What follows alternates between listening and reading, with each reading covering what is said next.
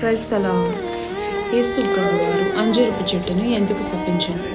అయితే యేసయ్య దారంట వెళ్చుండగా ఆయన ఆకలిగొని ఆ అంజూరపు చెట్టు వైపు చూశారు. సో అక్కడ ఆకలి నిండుగా ఉన్న ఆ అంజూరపు చెట్టు దగ్గరికి వెళ్ళగా దాన్ని వెతికినప్పుడు చూసినప్పుడు ఫలములు ఏమీ కనిపించలేదు.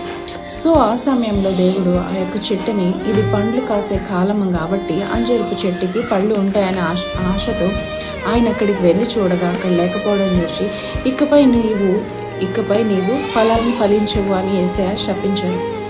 సో మన జీవితానికి కూడా ఆ అంజూరపు చెట్టు సాదృశ్యమైంది.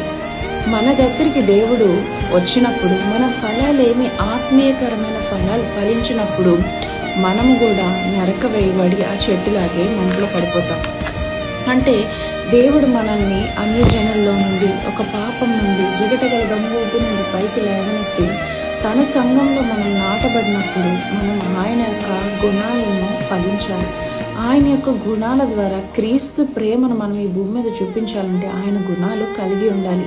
ప్రేమ, సంతోషము, సమాధానం, దీర్ఘశాంతం, మంచితనం లాంటి ఫలాలు మన జీవితంలో ఉండాలని దేవుడు కోరుకుంటున్నాడు.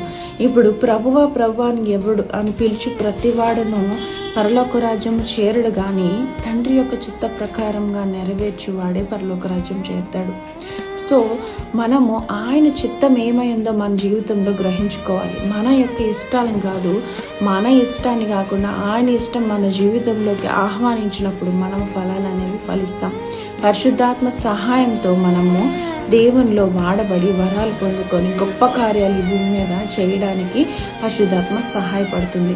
సో ఆయన మన దగ్గరకు వచ్చినప్పుడు ప్రార్థన అనే ఫలంతో, వాక్యం చదివి ప్రతి ఒక్కరికి సహాయం చేయడం అనే ఫలంతో, ప్రేమ కలిగి ఉండడం అనే ఫలంతో, క్షమించడం అనే ఫలంతో మనం కలిగినప్పుడు తండ్రి మన ద్వారా గొప్ప కార్యాలు చేయడానికి మనకి మార్గాన్ని తెరుస్తాడు. సో ఆ అంజూరపు చెట్టు వల్లే మనం ఆకులుగా, మనం పైకి అందంగా, దేవుడు పై రూపాన్ని ఎప్పుడు కూడా లక్ష్య పెట్టడు. అందంగా ఉన్నవారిని, సౌందర్యవంతుల్ని, ఎత్తు పొడవు ఉన్నవారిని చూడు.